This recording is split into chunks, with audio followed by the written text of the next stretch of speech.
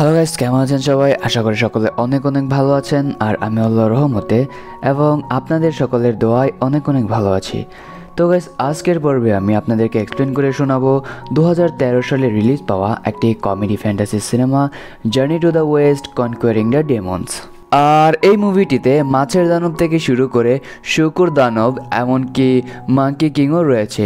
তাই এই ভিডিওটি অনেক ইন্টারেস্টিং হতে চলেছে, যেই কারণে পুরোটা ভিডিও জুড়ে আমার সাথে থাকার অনুরোধ রইল। So without wasting any more time, let's start our today's video. সিনেমার শুরুতেই আমাদেরকে একটি নদীর পাশে ছোট্ট গ্রামকে দেখানো হয়। সেই নদীর ধারে একটা নৌকাতে বসে ছোট্ট একটি মেয়ে খেলা করছে এবং তাকে তার বাবা সেখানে বলছিল যে নদীতে না নামতে, কারণ নদীতে রাক্ষস রয়েছে। মেয়েটি তখন তার বাবার কথা শুনে নদীর দিকে এক নজরে তাকিয়েছিল। ঠিক তখনই তার বাবা তাকে ভয় দেখানোর জন্য পানির ভিতর থেকে বের হয়ে আসে, যেটা দেখে মেয়েটি কাঁদতে শুরু করে। কিন্তু তার বাবা তার কান্না থামাতে সেখানে বিভিন্ন ধরনের খেলা দেখাতে শুরু করে। কিন্তু হঠাৎ করেই পানির নিচে থেকে কিছু একটা তার বাবাকে টেনে নেয় এবং তার বাবাকে সেখানেই মেরে ফেলে। আর এর সাথে এই সিনটি এখানে কাট হয়। এর পরের সিনে আমরা দেখতে পাই গ্রামে একজন ডেমন শিকারী এসেছে। সে ওই নদীটি থেকে একটি বড় মাছকে মেরে দাবি করে সে নদীর দানব মাছটিকে মেরে ফেলেছে। তখনই আমরা একটি পাগলের মতো ছেলেকে দেখতে পাই, যার নাম ছিল হুয়াং। এই ছেলেটি হচ্ছে এই গল্পের প্রধান চরিত্র। হুয়াং আসলে একজন দানব শিকারী। হুয়াং গ্রামবাসীদেরকে বলে ফাদার যে মাছটিকে ধরেছে সেটি আসলে ওই দানব মাছটি নয়, যেটি মানুষদেরকে খেয়ে ফেলছিল। জলের দানব এখনও নদীর মধ্যেই রয়েছে।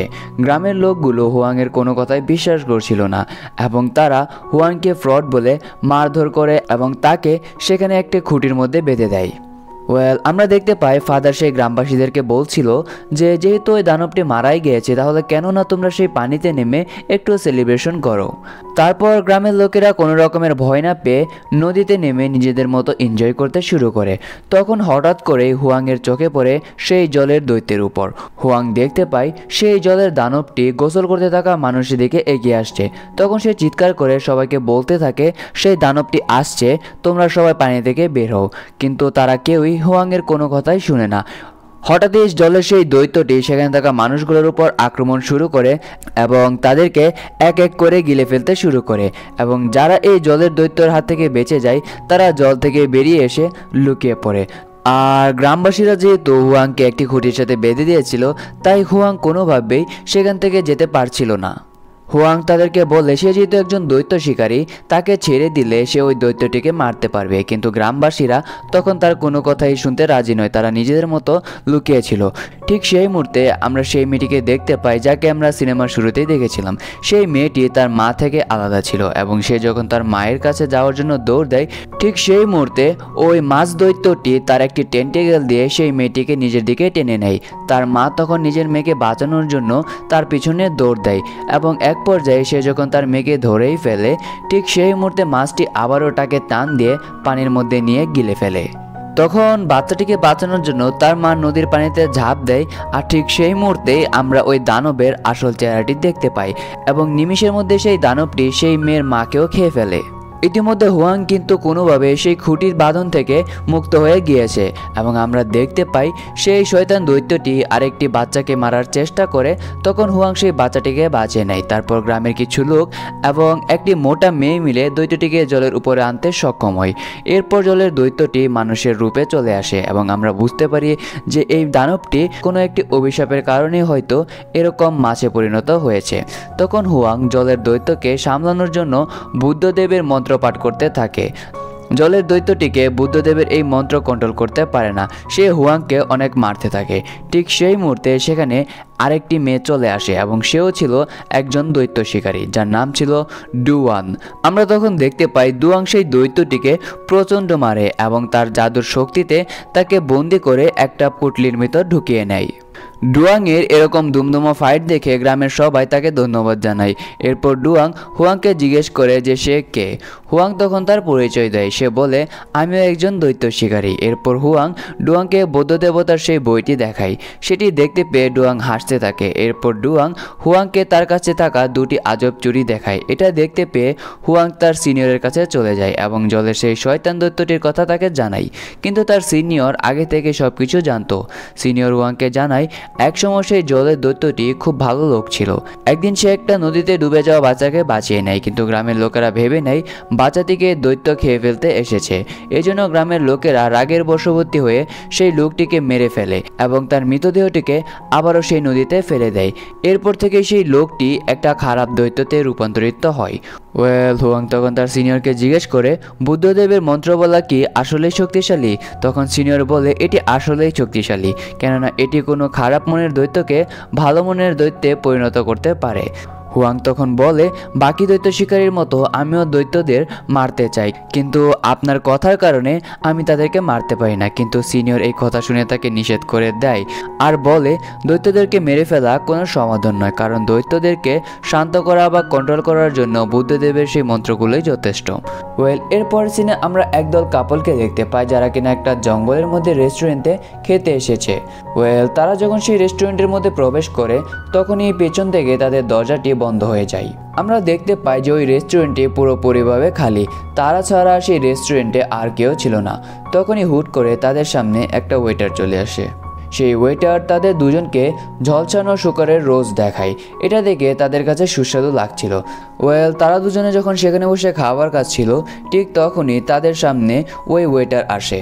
মেয়েটি তখন সেই লোকটিকে জিজ্ঞেস করে সে এত সুস্বাদু খাবার কিভাবে তৈরি করেছে, আর ঠিক সেই মুহূর্তে আমরা ওই ওয়েটারের আসল রূপ দেখতে পাই।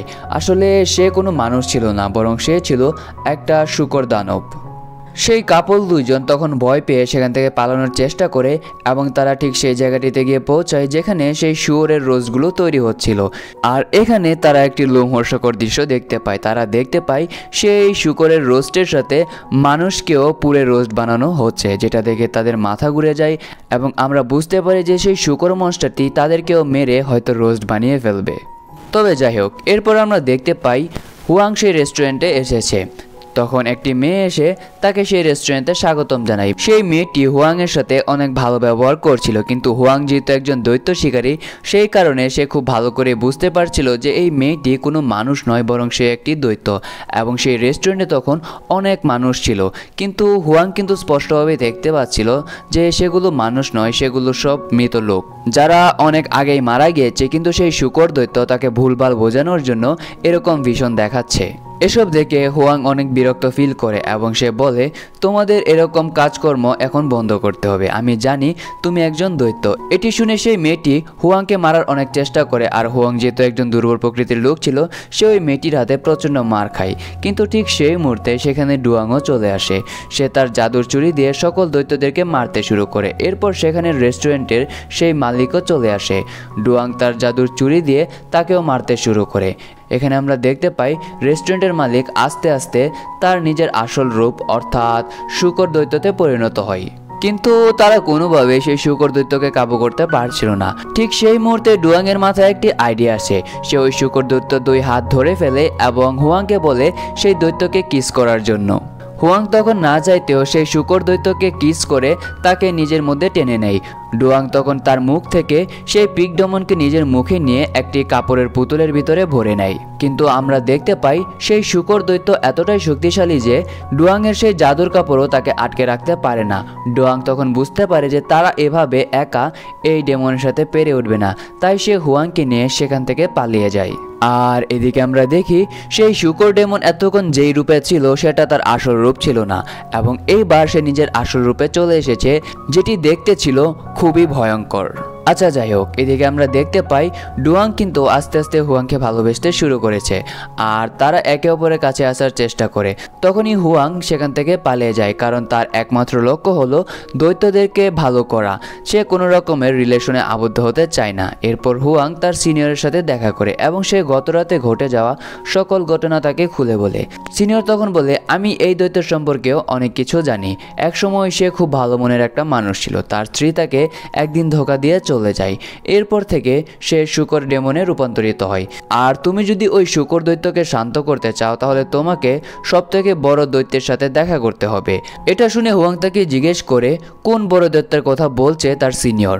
তখন সিনিয়র তাকে বলে সেই দৈত্য হলো সবথেকে বড় এবং সবথেকে শক্তিশালী দৈত্য, আর তার নাম হলো মাঙ্কি কিং, যাকে কিনা বুদ্ধদেব 500 বছরের জন্য পাহাড়ের একটি গুহার মধ্যে আটকে রেখেছে। হুয়াং জিজ্ঞেস করে মাঙ্কি কিং কি সত্যি সেখানে থাকে? থাকে তখন সিনিয়র হুয়াংকে পাহাড়ের ওই গুপ্ত জায়গার কথা বলে। ওইখানে একটি বড় ধরনের বুদ্ধদেবের মূর্তি আছে, যার পাশের গুহার মধ্যেই মাঙ্কি কিং বন্দী রয়েছে। সিনিয়রের থেকে সব ধরনের পরামর্শ পাওয়ার পর হুয়াং তার যাত্রার জন্য বেরিয়ে পড়ে। আর সে যখন মাঙ্কি কিং এর খোঁজে তার যাত্রা শুরু করে, আমরা দেখতে পাই রাস্তায় তার পা একটি ফাঁদে আটকে যায় এবং ওই সময় সেখানে কিছু লোক এক ধরনের অদ্ভুত গাড়ি নিয়ে চলে আসে এবং আমরা বুঝতে পারি যে এই ফাঁদটি তারাই পেতেছিল। আমরা দেখতে পাই তারা নিজেদের গাড়ি থেকে ডুয়াংকে বের করে এবং যাকে তারা বন্দি করে রেখেছিল। সেই লোকগুলো তখন বলে যে তারা মূলত দৈত্য শিকারীদেরকে মারে। তবে ডুয়ান তখন সেই লোকগুলোকে বলে, আমরা আসলে কোনো দৈত্য শিকারী নয়, আমরা প্রকৃতপক্ষে স্বামী স্ত্রী। তাই সে তাদেরকে বলে আমাদেরকে যেতে দিন। তাদের এই কথা যাচাই করার জন্য সেই লোকগুলো বলে, তোমরা যদি আসলে স্বামী স্ত্রী হও তাহলে একে অপরকে কিস করো। ডুয়ান তখন হুয়াংকে বলে যে তাদের বাঁচতে হলে একে অপরকে কিস করতে হবে। হুয়াং সেটাতে একেবারে অপ্রস্তুত ছিল এবং জোর জবরদস্তির এক পর্যায়ে হুয়াং বুঝে যায় যে ডুয়াং সব নাটক করছে। এই লোকগুলো ডুয়াংয়েরই লোক, যাদেরকে ডুয়ান সাজিয়ে নিয়ে এসেছে হুয়াংকে নিজের প্রেমের জালে ফাঁসানোর জন্য। হুয়াং যখন জানতে পারে যে সম্পূর্ণটাই তাদের নাটক ছিল, সে অনেক রেগে যায় এবং সেখান থেকে চলে যেতে লাগে। কিন্তু ডুয়ান তখন তার সাথীদেরকে বলে হুয়ানকে ধরে যেভাবে হোক আটকে রাখতে। এরপর আস্তে আস্তে মাঝরাত হয়ে যায় এবং আমরা দেখতে পাই ডুয়ান তার একজন সাথীর সাথে কথাবার্তা বলছিল যে কিভাবে সে হুয়াংকে নিজের প্রেমের জালে ফাঁসাতে পারবে। আর সিনেমার এই পয়েন্টে আমরা খুবই মজাদার একটি সিন দেখতে পাই। আমরা দেখতে পাই ডুয়ানের সাথী তাকে একটি জাদুর পুতুল দেয় এবং বলে, আমি যেরকম যেরকম করব তুমি সেটাই করবে। আমরা দেখতে পাই ডুয়ান যখন হুয়াংয়ের কাছে যায়, সেখানে গিয়ে হুয়াংকে ইমপ্রেস করার জন্য, তখনই তার সাথীর কাছে অন্য একটি ছেলে চলে আসে। তার সাথে তখন সেই ছেলেটির উপর রেগে গিয়ে তাকে অনেক মারধর করে। আর এদিক দিয়ে সেই পুতুলের ইফেক্টের কারণে ডুয়াংও না চাইতে হুয়াংকে অনেক মারে, যার পর সে লজ্জা পেয়ে সেখান থেকে বেরিয়ে চলে যায়। আচ্ছা যাই হোক, এত ঘটনা ঘটার পর তারা হঠাৎ করে দূর থেকে চিৎকার শুনতে পায় এবং তারা বুঝতে পারে যে সেই শূকর দৈত্যটি তাদের দিকে আসছে। তখন ডুয়ান তার সাথীদেরকে বলে তাড়াতাড়ি গাড়ি চালানোর জন্য, যাতে করে তারা এখান থেকে পালাতে পারে। এবং আমরা দেখতে পাই একটি পর্যায়ে সেই শূকর দৈত্য তাদের গাড়ির সামনে চলে আসে। ডুয়াং তখন হুয়াংকে বাঁচানোর জন্য তাকে গাড়ি থেকে ধাক্কা দিয়ে ফেলে দেয়। ঠিক সেই মুহূর্তে তাদের সেই গাড়িটি সেই শূকর দৈত্যের সাথে ঘর্ষণ করে সেখানেই বিস্ফোরিত হয়। হুয়াং তখন সেই বিস্ফোরিত গাড়ির কাছে গিয়ে ডুয়াংকে অচেতন অবস্থায় দেখতে পায় এবং সে ভাবে ডুয়াং হয়তো মারা গিয়েছে। সে ডুয়ানকে কোলে নিয়ে কান্না করতে শুরু করে। ঠিক সেই মুহূর্তে ডুয়ান চোখ খুলে এবং সে বলে, আমি জানতাম তুমি আমাকে ভালোবাসো, কিন্তু সেটা বলতে চাও না। হুয়াং তখন একটু লজ্জায় পেয়ে যায় এবং সে ডুয়ানকে নিজের কোল থেকে নামিয়ে ফেলে। তারা যখন সেখানে এরকম রোমান্টিক আলাপ আলোচনা করছিল, আমরা দেখতে পাই সেই শূকর দৈত্য কিন্তু তখনও সেখানেই ছিল এবং সে যখন তাদের উপর আক্রমণ করতে যাবে, ঠিক সেই মুহূর্তে সেখানে আরও কিছু দৈত্য শিকারী চলে আসে এবং তাদের মধ্যে একজন দৈত্য শিকারী সেই ডেমনকে মেরে সেখান থেকে তাড়িয়ে দেয়। এবং আমরা দেখতে পাই সেই বাকি তিনজন দৈত্য শিকারী নিজেদের মধ্যে তর্কাতর্কি করছিল যে কে সবচেয়ে বেশি শক্তিশালী। আর এদিকে আমরা দেখতে পাই হুয়াং ডুয়ানের উপর অনেক রেগে আছে, কারণ তার কারণেই হুয়াং তার মিশনে যেতে পারছিল না। এই কারণে সে ডুয়াংকে অনেক আজে বাজে কথা শোনায় এবং ডুয়ান তখন রেগে গিয়ে হুয়াংয়ের বুদ্ধস্টের বইটি ছিঁড়ে ফেলে দেয়, যেটার কারণে হুয়াং অনেক রেগে যায়। কিন্তু সে ডুয়ানকে কিছুই করতে পারে না এবং সে ওইখান থেকে মাঙ্কি কিংয়ের গুহার দিকে রওনা দেয়। তো অনেকটা পথ পাড়ি দেওয়ার পর শেষ পর্যন্ত হুয়াং সেই পাহাড়ের কাছে এসে পৌঁছায়, কিন্তু কোথাও সে ওই বুদ্ধদেবের বড় মূর্তি তার চোখে পড়ছিল না। অনেকক্ষণ খোঁজাখুঁজির পর সে ওই বুদ্ধদেবের মূর্তিটি দেখতে পায় এবং সে ওই বুদ্ধদেবের মূর্তির কাছাকাছি গিয়ে সেই মাঙ্কি কিংয়ের গুহা খুঁজে পায়। হুয়াং তখন সেই গুহার মধ্যে প্রবেশ করে এবং সে ওই মাঙ্কি কিংকে দেখে বিশ্বাসই করছিল না যে এটাই হচ্ছে সেই মাঙ্কি কিং যে কিনা সব ডেমনদের চেয়ে সবচেয়ে শক্তিশালী। হুয়াং তখন মাঙ্কি কিং এর কাছে সেই শূকর দৈত্যকে আটকানোর জন্য সাহায্য চাই। মাঙ্কি কিং তখন বলে সেই দৈত্যকে হারাতে হলে তাকে আমার কাছে আনতে হবে, আর তাকে আমার কাছে আনতে হলে তার স্ত্রীর মতো একটি সুন্দরী মেয়েকে দিয়ে তাকে এখানে ডাকে আনতে হবে। আর ঠিক সেই মুহূর্তে সেই গুহার মধ্যে প্রবেশ হয় ডুয়াংয়ের এবং ডুয়াং বলে, আমি শুনতে পেয়েছি কেউ সুন্দরী মেয়ের কথা বলছিল। আর হুয়াংয়ের কাছেও আর কোনো অপশন ছিল না ডুয়াংকে ছাড়া। সে ডুয়ানের সাহায্যে পূর্ণিমার রাতে সেই শূকর দৈত্যকে মাঙ্কি কিংয়ের গুহার কাছে নিয়ে আসে এবং মাঙ্কি কিং তখন সেই দৈত্যটিকে টেনে নিজের গুহার ভিতরে নিয়ে যায় এবং তাকে ছোট একটি পিগ বানিয়ে দেয়।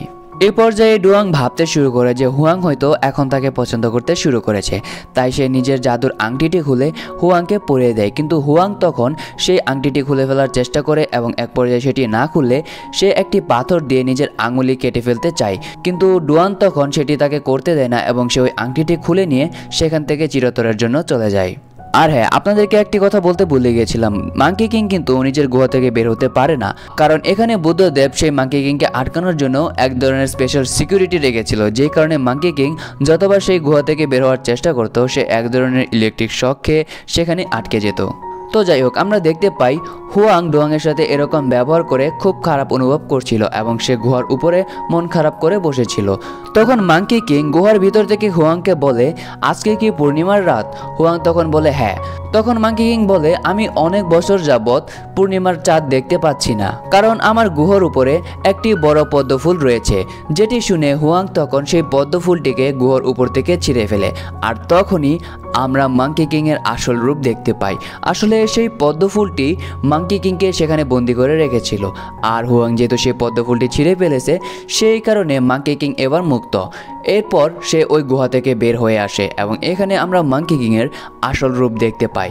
তাকে দেখতে একেবারে বানরের মতোই লাগছিল। বাইরে আসতেই মাঙ্কি কিং হাসতে থাকে এবং বলে যে ওই বুদ্ধদেব আমাকে বছরের পর বছর এখানে আটকে রেখেছিল, কিন্তু এখন আমি একদম স্বাধীন। হুয়াং তখন বলে, তুমি এখনও ভুল ভাবছো, কারণ বুদ্ধদেব এখনও রয়েছে আর সে অন্যায়ের শাস্তি নিশ্চয়ই দেবে। এটা বলে সে এখানে ধ্যানে বসে পড়ে। এটা দেখে মাঙ্কি কিং অনেক রেগে যায় এবং তার সমস্ত চুল ছিঁড়ে ফেলে, যার ফলে হুয়াং এখানে টাকলু হয়ে যায়। তখনই ওখানে আমরা সেই 3 জন দৈত্য শিকারীকে দেখতে পাই, যারা মাঙ্কি কিং এর বের হয়ে যাওয়ার খবর পেয়ে সেখানে এসেছে নিজেদের শক্তি প্রদর্শন করতে। কিন্তু এখানে আমরা দেখতে পাই মাঙ্কি কিং এর কাছে সেই 3 জন দৈত্য শিকারী যেন কিছুই ছিল না। মাঙ্কি কিং এক এক করে সেই 3 জন দৈত্য শিকারীকে একদম মেরে ফেলে। আর এক পর্যায়ে সে যখন হুয়াংকে মারতে যাবে তখনই সেখানে ডুয়ান চলে আসে এবং এখানে আমরা ডুয়ান এবং মাঙ্কি কিং এর মধ্যে একটা ধুমধুমার ফাইট দেখতে পাই। কিন্তু এখানে আমরা দেখতে পাই মাঙ্কি কিং এর সামনে ডুয়ান কিছুই ছিল না, যার ফলে মাঙ্কি কিং ডুয়ানকে খুব সহজেই সেখানে মেরে ফেলে। এটা থেকে হুয়াং অনেক ট্রমাটাইজ হয়ে যায় এবং সে ডুয়ানকে কোলে নিয়ে কাঁদতে শুরু করে। সে বলতে থাকে, ডুয়ান আমাকে অনেক ভালোবাসতো, কিন্তু তুমি তাকে মেরে ফেলেছো। এরপর হুয়াং ডুয়ানকে একটা লাস্ট কিস দেয় এবং সে আবারও ধ্যানে বসে পড়ে। আর এদিকে মাঙ্কি কিং ডুয়াংয়ের মৃতদেহকে আকাশে ছুঁড়ে ফেলে তাকে ব্যানিশ করে দেয় এবং সে যখন হুয়াংকে মারতে যাবে ঠিক সেই মুহূর্তে আমরা দেখতে পাই হুয়াংয়ের প্রার্থনার ফলে বুদ্ধদেব সেখানে এসেছে এবং মাঙ্কি কিং তখন বুদ্ধদেবকে দেখে অনেক রেগে যায়। কিন্তু বুদ্ধদেব তার হাতের এক ছোঁয়া দিয়েই মাঙ্কি কিংকে রাক্ষস থেকে আবারও মানুষ বানিয়ে ফেলে। এবং এখানে আমরা হুয়াংয়ের মধ্যে অনেক পরিবর্তন দেখতে পাই। আমরা দেখতে পাই বুদ্ধদেবের আশীর্বাদের ফলে সে এখন সেই পাগলের বেশ থেকে অনেক সুন্দর একটা বেশে চলে এসেছে এবং তাকে দেখে একজন সাধুর মতোই লাগছিল। এবং সে মাঙ্কি কিংকে এসে বলে যে মাঙ্কি কিংকে এখন বুদ্ধদেবের দেখানো পথে চলতে হবে। এরই সাথে এই সিনটি এখানে শিফট হয়। এরপরের সিনে আমরা দেখতে পাই হুয়াং শুকর দৈত্য, মাঙ্কি কিং আর সেই ওয়াটার দৈত্যকে নিয়ে একটি নতুন যাত্রা শুরু করে, যেখানে সে মানব জাতিকে ডেমনদের হাত থেকে রক্ষা করবে। আর এরকম একটি অসাধারণ দৃশ্যের মধ্যে দিয়েই এই গল্পটা এখানে শেষ হয়। তো বন্ধুরা, কেমন লাগলো আজকের জার্নি টু দ্য ওয়েস্ট মুভির পুরো গল্পটি? আশা করছি এই সিনেমাটি আপনাদের কাছে অনেক অনেক ভালো লেগেছে, কারণ এই সিনেমাটিতে রয়েছে কমেডি, অ্যাকশন, রোম্যান্স এবং ইমোশনের একদম পূর্ণ মিশ্রণ, যেই কারণে এই সিনেমাটি আমার কাছে পার্সোনালি অনেক ভালো লাগে। তো বন্ধুরা, ভিডিওটি ভালো লেগে থাকলে একটা লাইক, কমেন্ট এবং সাবস্ক্রাইব করতে ভুলবেন না এবং কমেন্ট বক্সে জানিয়ে দিন পরবর্তীতে কোন মুভির এক্সপ্লেনেশন ভিডিও আপনারা দেখতে চান। দেখা হচ্ছে এর পরের ভিডিওতে। Until then, take care, bye by.